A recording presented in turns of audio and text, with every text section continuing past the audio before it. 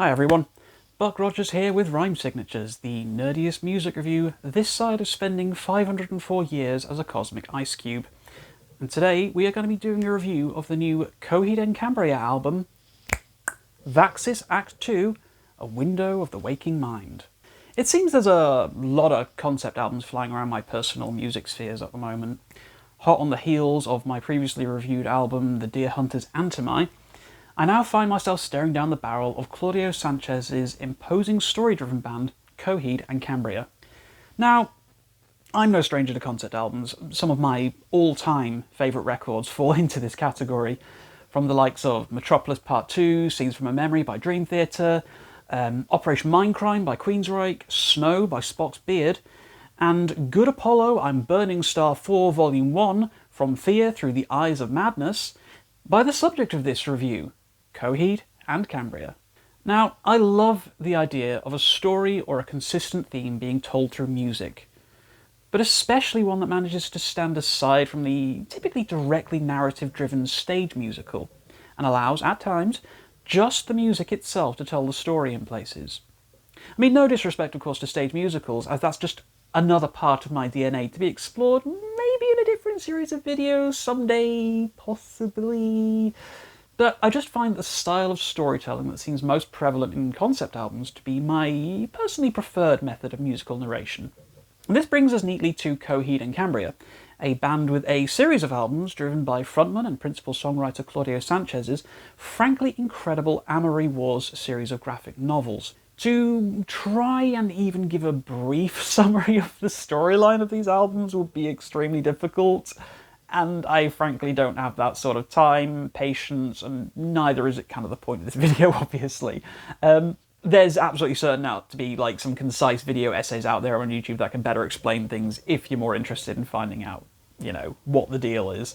But if you're watching this review, the chances are you're at least a little bit clued into the general narrative of the Amory Wars.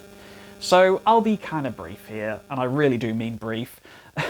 Vaxis Act 2 is the continuation of the Vaxis Act 1 story, which is primarily about the son, Vaxis, of two new characters into the Amory Wars main narrative, known as Nia and Nostrand. It's all very sci-fi and grandiose, as is befitting of the band, and it manages to weave an interesting follow-up from the kind of excellent story that was to be found on Vaxis Act 1. And I'm certainly very interested to see where this story carries on from here in whatever it is to come next from the band. Anyway, Coheed and Cambria have been recording artists for about 20 years now, I think. And they've kind of carved themselves out a really strong and loyal following with their own very interesting brand of quasi-Rush-esque sci-fi rock. For newcomers, though, Claudio's unique vocal style could possibly be a barrier to entry, but I personally feel it fits the music very, very well, and it definitely lands in a similar register or style to that of Geddy Lee. I personally love how Sanchez sounds, and I feel he's one of the stronger vocalists in modern rock and metal, but I would absolutely understand if someone doesn't vibe with the band because of how unique his delivery is.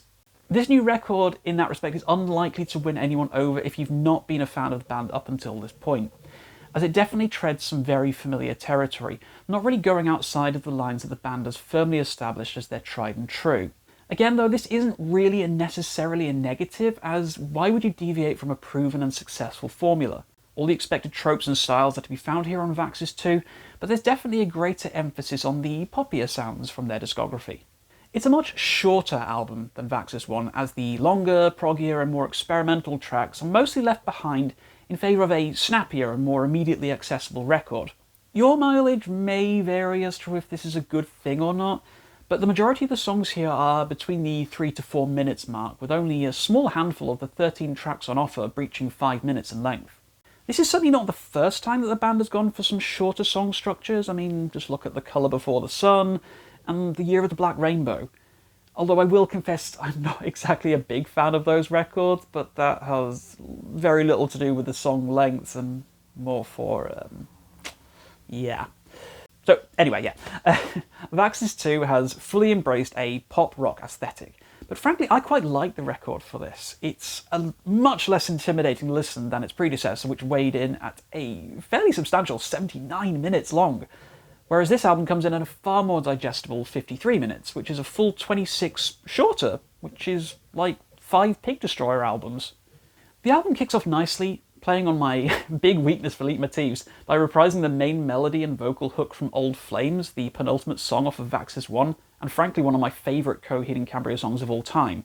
It's a great intro to the record, and it really helps to ground it as being a continuation, well, a direct continuation even, of 2018's behemoth of an album.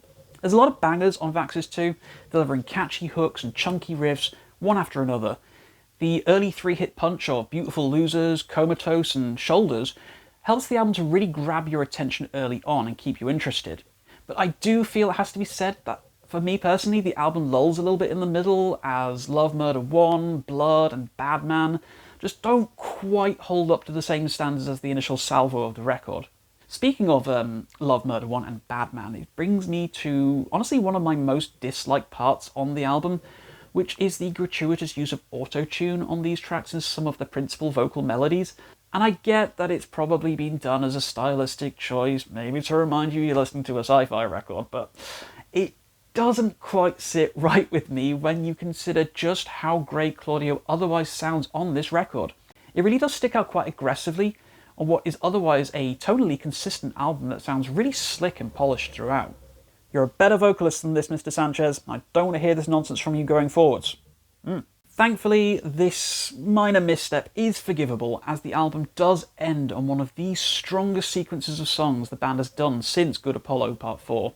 Ladders of Supremacy, Rise Nyanasha, Cut the Cord, and the title track Window of the Waking Mind are all absolutely top-tier Coheed and serve to really close out the album with a massive bang. The final track especially is wonderful, serving as the most theatrical-sounding song the band has ever done, including what I was utterly convinced for a while was a guest spot by Dream Theater's John Petrucci, as there's a section about midway through the song where the guitar tone feels so much like that band's Black Clouds and Silver Linings era that it caused me to sort of like pause the record for a while just to look up to see if there were any additional musicians on the album credits.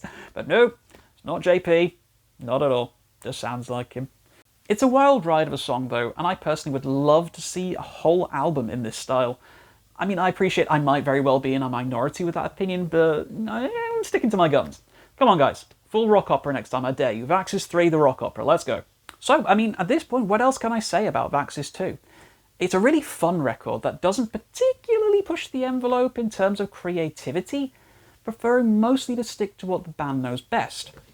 It does feel, though, like a strong entry point for the band, though, for anyone who's never really listened to them before, even now, 20 years into their career. It gives enough of that distinct Coheed and Cambria flavour and narrative lore, whilst also providing accessibility to newcomers with its shorter structure and poppier songwriting.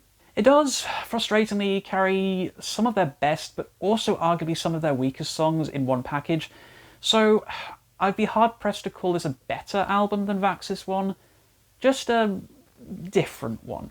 I do still feel, though, that this is an essential listen, especially if you're already invested in the band, and I do look forward to Vaxis 3, or whatever the hell it ends up being called, that comes next. And don't forget, Claudio, rock opera. Let's make it happen.